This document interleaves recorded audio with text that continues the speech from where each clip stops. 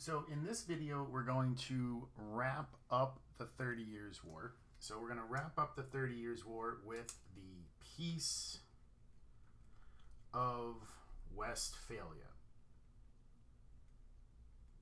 The Peace of Westphalia. So the Peace of Westphalia was signed in 1648, and this is the thing that marks the end of time period 1.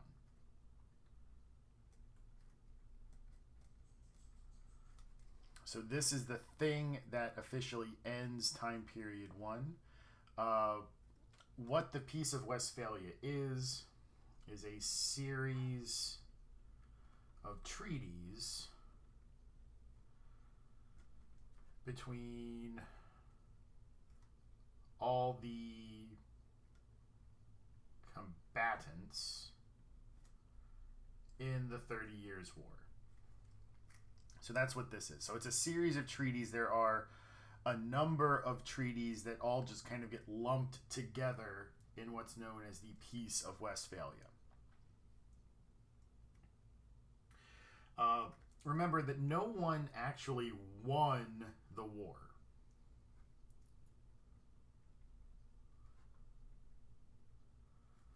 So no one officially wins the 30 Years' War.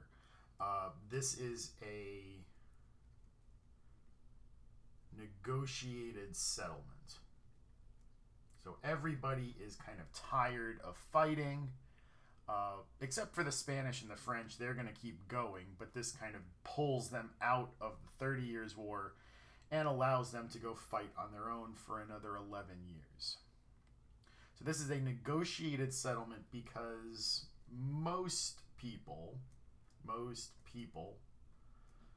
and governments were tired of fighting. Like, they had been fighting for 30 years and they were done with it. They were tired of fighting, they were tired of the expense, and they just wanted to end things. So there are a number of effects that we see happen through the Peace of Westphalia that are going to continue to affect European history moving forward. So generally speaking, what the Peace of Westphalia does is it creates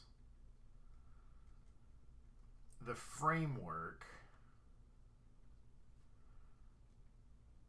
that modern Europe is based on. So this is the structure or the skeleton that what we now recognize as Europe is built around. So let's look at some of these big changes or effects of the Peace of Westphalia. This is the stuff that the modern European culture and government and economies are going to be based around. So the first thing that we have to mention here is we see a much more secular Europe. We get a much more secular Europe as a result of the 30 Years' War. So one thing that I don't think I discussed enough in the previous video was France's involvement. France got involved in the war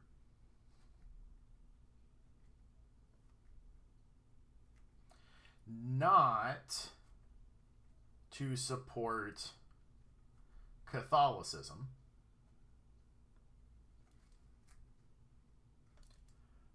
but to protect and expand French power. So France got involved in this war on the side of the Protestants, not on the side of the Catholics. And the reason for this is that they're thinking about French power, not Catholic power. And this is the mindset that emerges after the 30 Years' War.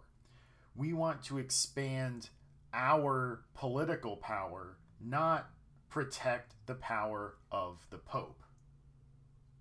In fact, the Pope was largely excluded from these negotiations. Like, the Pope was there, or the Pope's representatives were there, but they didn't really incorporate the Pope's suggestions. They didn't really follow any of the Pope's orders. The Pope was largely excluded from the negotiations. And this becomes the general mindset of European governments after the Peace of Westphalia. It also makes religion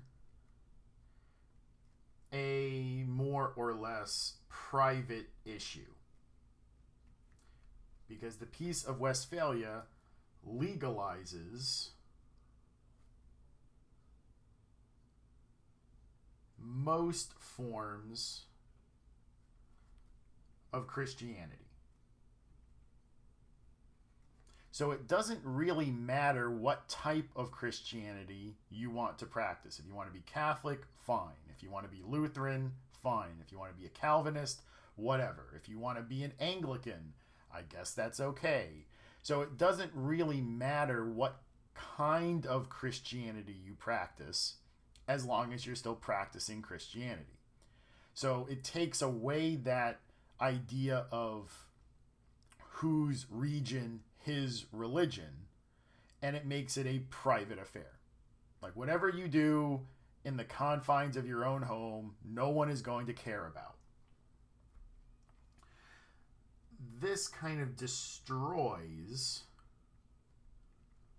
the concept of a united Christendom. Because remember, when we talked about medieval politics, everyone in Europe was more or less united because they were all Catholic and they all followed what the Pope's orders were. So there is no longer a united Christendom in Europe. Every individual piece of Europe is now doing its own thing, and every individual person is now more or less free to choose what kind of Christianity they want to practice. Now, this doesn't say anything about non-Christian religions. So non-Christian religions, and for our purposes in Europe, that's Judaism and Islam, they are still socially unacceptable. Motion detected at the camera too. So these are mostly socially unacceptable. They're legally acceptable. So there are still going to be Jewish merchants. There's still going to be the occasional Muslim coming through, especially if you're in Eastern Europe. These are still mostly socially unacceptable, but more or less legally permitted.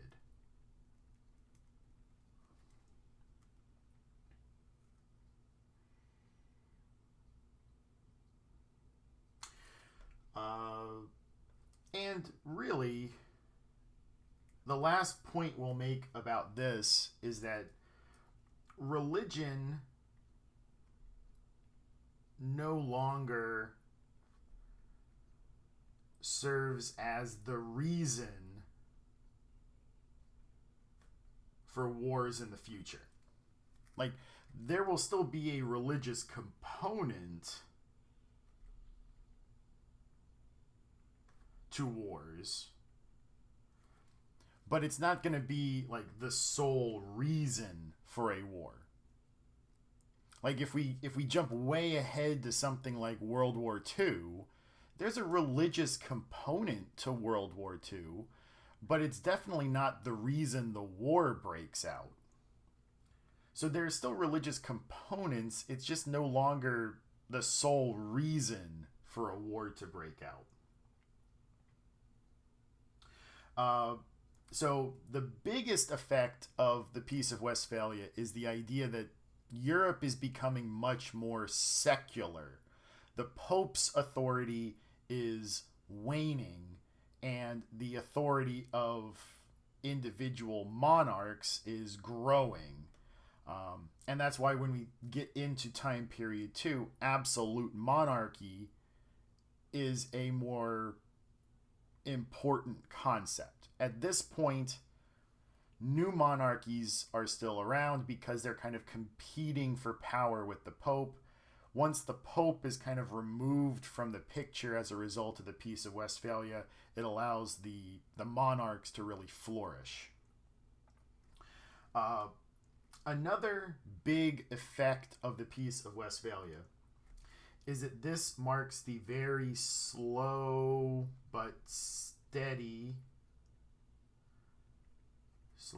steadily declining Holy Roman Empire.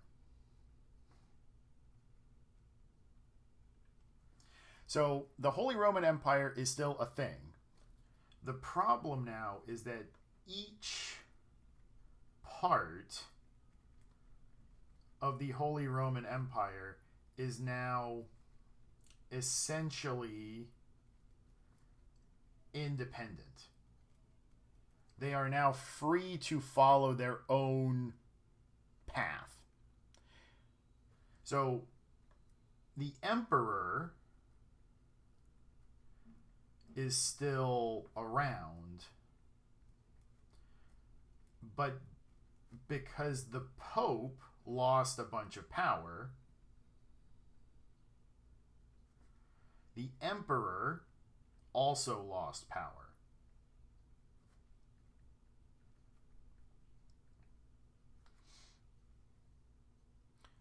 So really, the Holy Roman Emperor at this point is a figurehead. Like, they're not really going to last, or they're not really doing anything at this point other than being elected Holy Roman Emperor. Eventually, the Holy Roman Empire will be abolished by Napoleon. I want to say in 1806.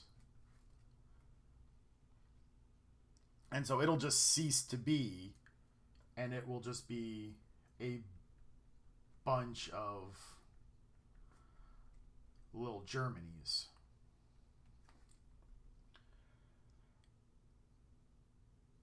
And that's essentially what it is now, just unofficially. In 1806, this will become official.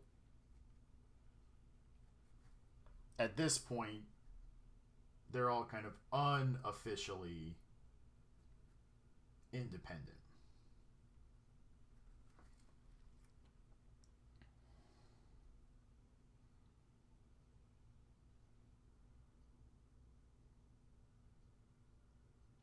But don't worry about the emperor. The emperor is still in charge of Austria, and this kind of marks the beginning of an increasingly powerful Austrian Empire that we will start to deal with more and more as we get into time periods 2 and 3.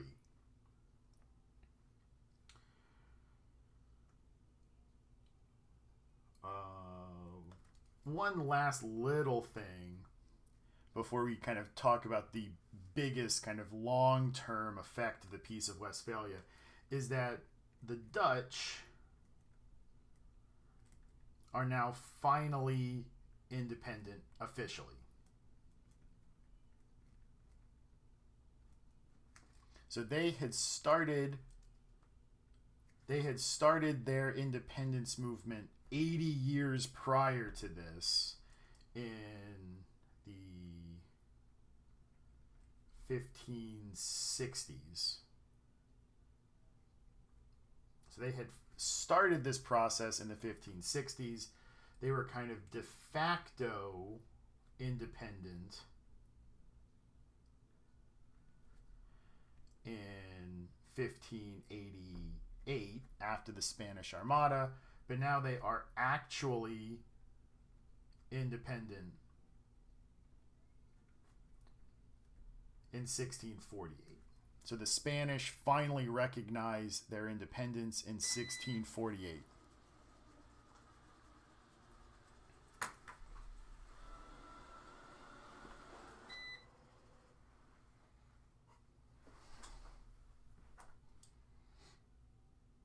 Now, the last big thing, and this is going to really mark the transition from time period 1 to time period 2, is that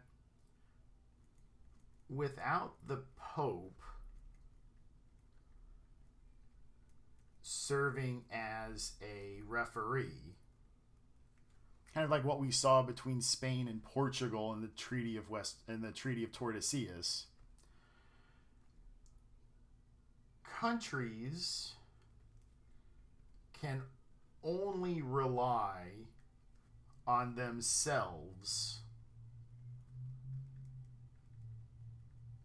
for their defense. They can't go running to the Pope for help. So now countries can only rely on themselves for their own defense. And what this is going to lead to is a big increase in military spending and the size of militaries.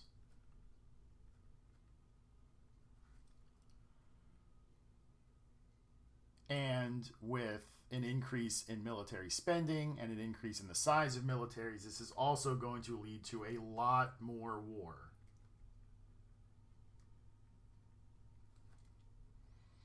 In fact, time period 2, which we are fast approaching,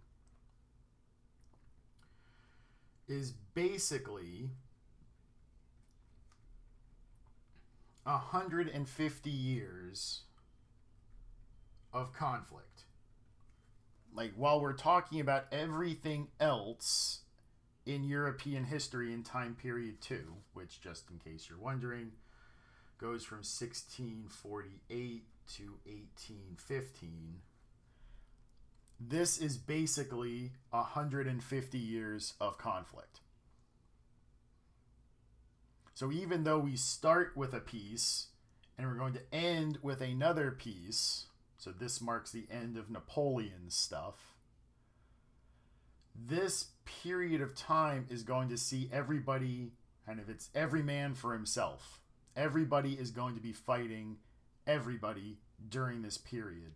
So while everything else is going on, remember that for most of this 150 years,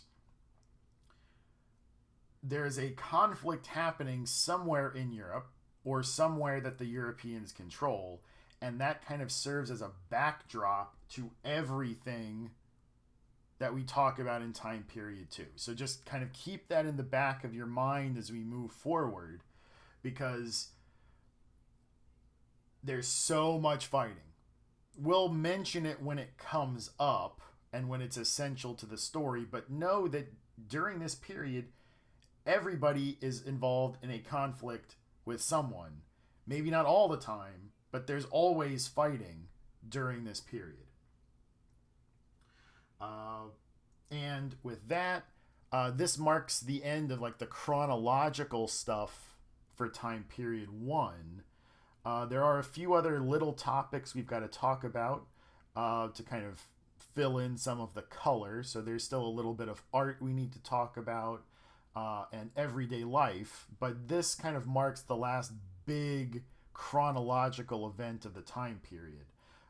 So there will be a few more videos for time period 1, but for right now, this is Mr. Nissen signing off.